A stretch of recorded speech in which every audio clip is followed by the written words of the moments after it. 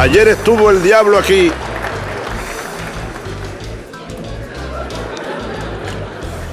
En este mismo lugar huele a azufre todavía. Huele a azufre todavía.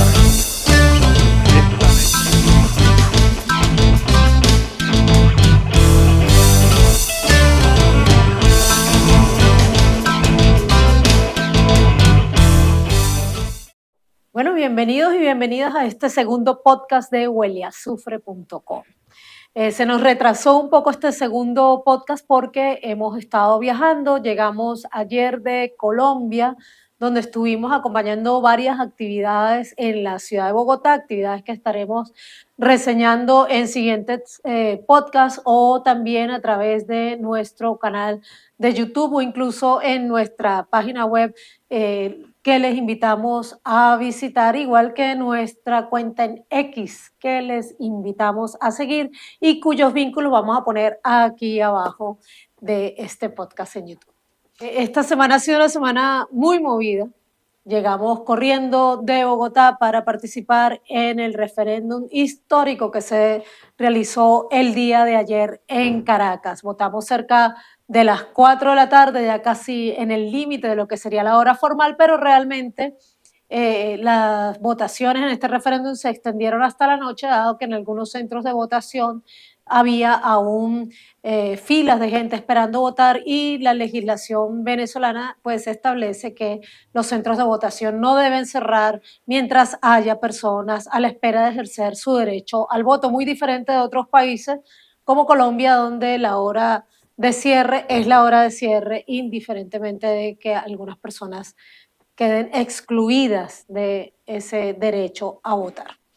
Ciertamente, entonces, este referéndum consultivo que llevó ante el pueblo venezolano 5 preguntas en torno al tema del Esequibo y los conflictos que se han venido generando con Guyana, conflictos de corte neocolonial con un financiamiento claro, evidente y probado de la ExxonMobil a Guyana para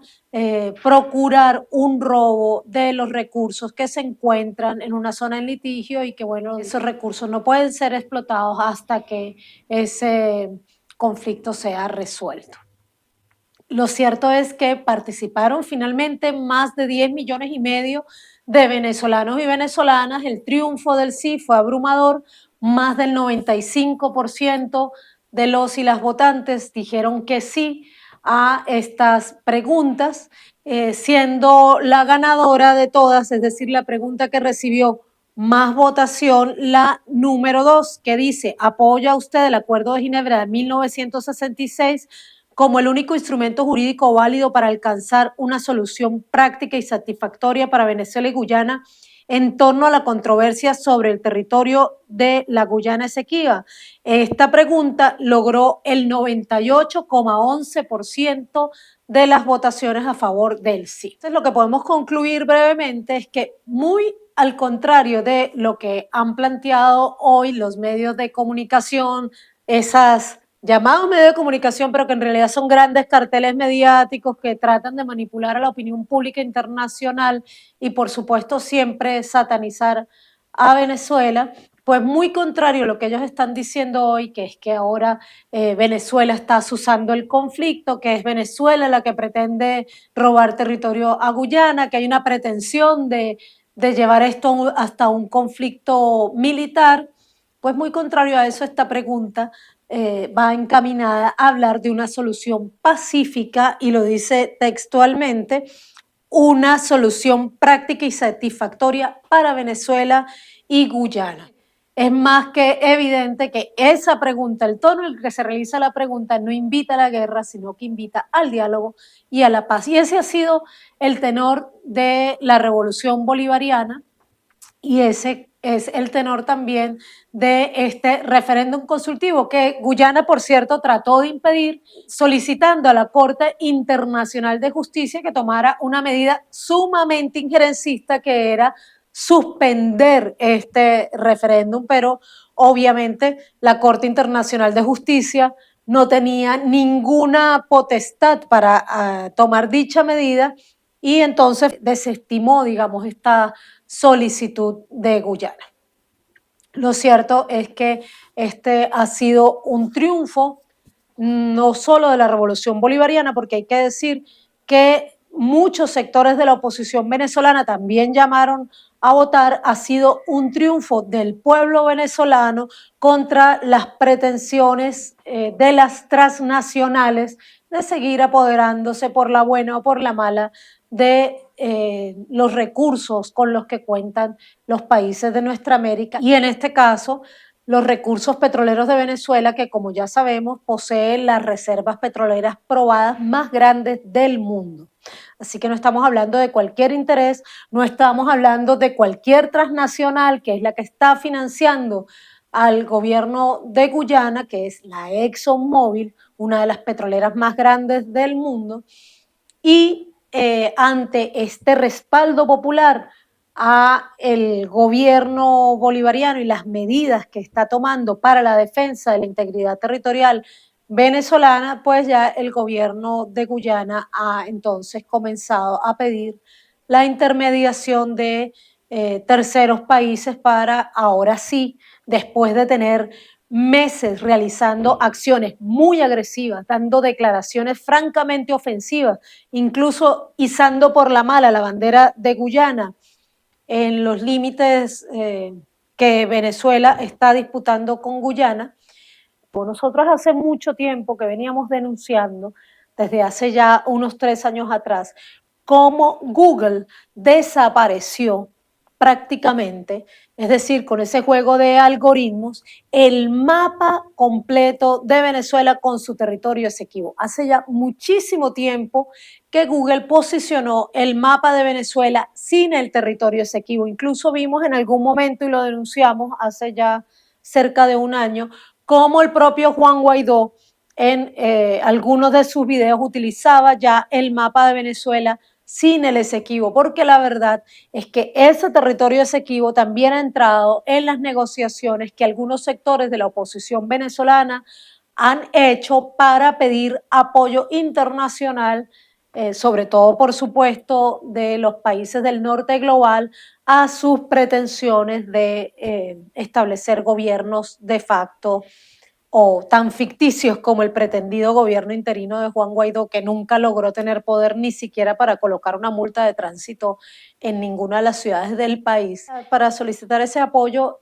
han ofrecido las riquezas venezolanas. Ya vimos muchas de las riquezas que estaban en el exterior de Venezuela, que fueron hipotecadas para buscar financiamiento para estas pretensiones, y también el propio territorio Esequibo entraba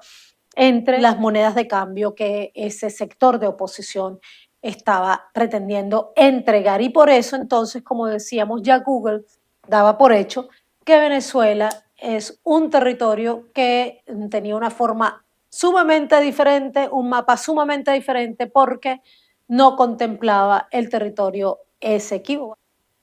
Y pues días antes de que se realizara este referendo en Venezuela, estuvimos participando en la Embajada de la República Bolivariana de Venezuela en Colombia en 2 actividades que se desarrollaron en Bogotá. En una de ellas, el propio embajador, el general Martínez Mendoza, realizó una exposición histórica sobre esta disputa territorial. Así que bueno, estamos ahora en este momento de celebración para el pueblo venezolano y de una nueva arremetida mediática contra Venezuela que ustedes pueden encontrar en las redes sociales de manos de las grandes transnacionales mediáticas, donde están entonces tratando de atemorizar, diciendo que Venezuela ahora se conduce a una agresión contra el territorio vecino, cuando la Fuerza Armada Nacional Bolivariana tiene muy claro y repite constantemente que este es el único ejército de la región que nunca ha cruzado sus fronteras para invadir otro país, porque siempre que ha salido de sus fronteras ha sido para liberar otros territorios. Entre las imágenes más lindas que vimos previas a este importante referéndum consultivo, vimos, por supuesto, una campeona mundial como es Yulimar Rojas, llamando a votar por la defensa del Esequibo, y vimos también a las comunidades indígenas bajar la bandera que Guyana había colocado en días recientes como un acto de provocación y subir entonces la bandera venezolana. Esta tierra manifestamos hoy que ese Esequibo es de nosotros. Esperamos ahora entonces cómo van a seguirse desarrollando los acontecimientos, pero estamos seguros, estamos seguras de que la voluntad del pueblo venezolano es una voluntad de paz, de lograr una solución política negociada con Guyana, y jamás está en la voluntad del pueblo venezolano el ir a una guerra, porque esa búsqueda de la guerra solo está en la mente de los intereses imperialistas. También estuvimos participando en Bogotá en una preciosa marcha en defensa de Palestina. Están aquí algunas imágenes de esa marcha realmente impactante. ¿Cuánta gente se convocó para caminar desde el Parque Nacional hasta la Plaza de Bolívar en Bogotá, donde terminamos con conciertos y declaraciones, contado la marcha, por supuesto, con la presencia del embajador de Palestina en Bogotá y con representantes del pueblo palestino? Una marcha muy emotiva que nos demostró que hay una gran solidaridad que va mucho más allá de las declaraciones del propio presidente Petro, unas manifestaciones populares en defensa de Palestina que gritan a viva voz que no es una guerra, es un genocidio, un brutal genocidio que está cometiendo el sionismo contra el pueblo palestino. También en el marco del segundo gran encuentro del exilio colombiano hubo una actividad muy hermosa en solidaridad del exilio colombiano, del inmenso exilio colombiano, con el pueblo palestino, donde también se hizo presente el embajador de Palestina. Y precisamente en solidaridad con las mujeres palestinas se desarrolló el 25 de noviembre, Día Internacional de la No Violencia contra las Mujeres, un evento en Teherán, capital de la República Islámica de Irán, llamado Conferencia Internacional Solidaridad Global de las Mujeres contra la Violencia Organizada del Régimen Sionista Lágrimas de María.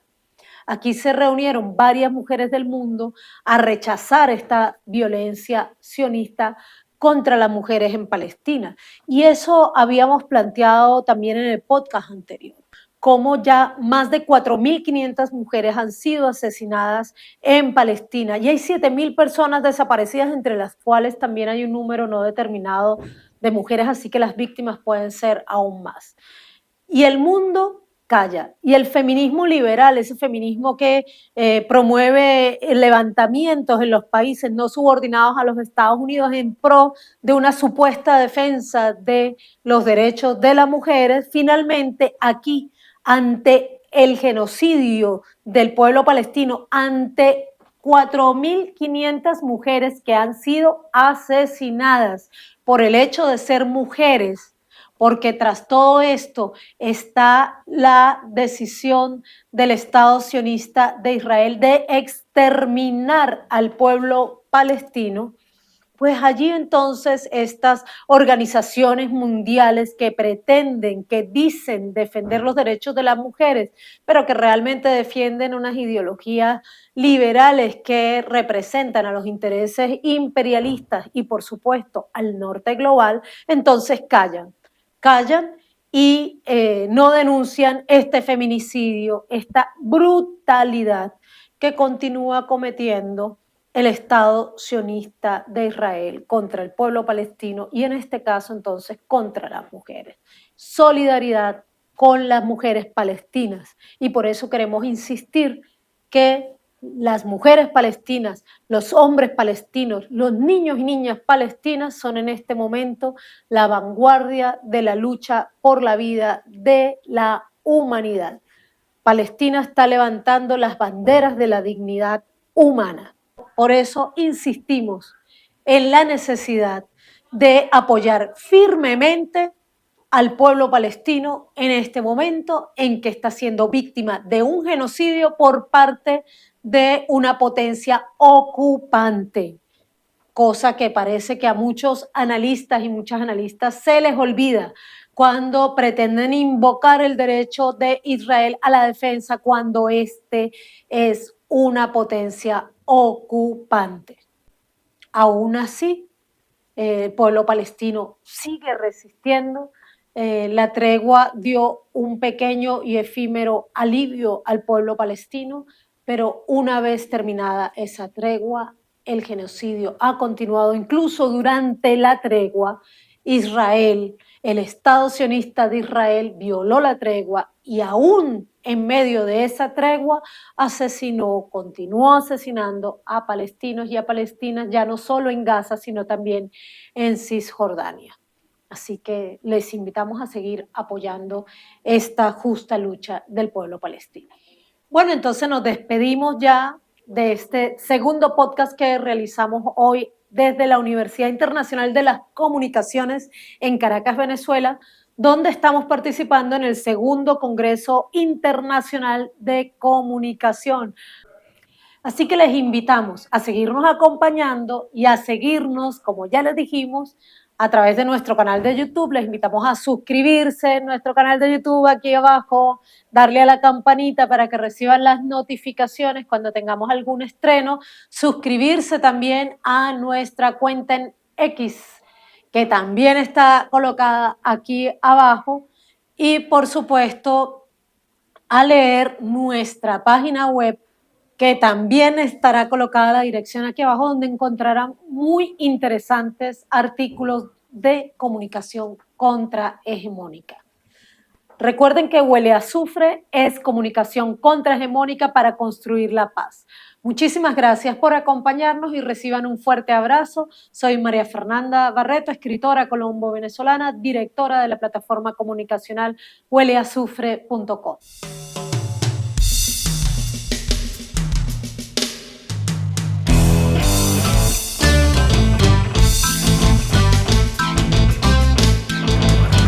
Ayer estuvo el diablo aquí.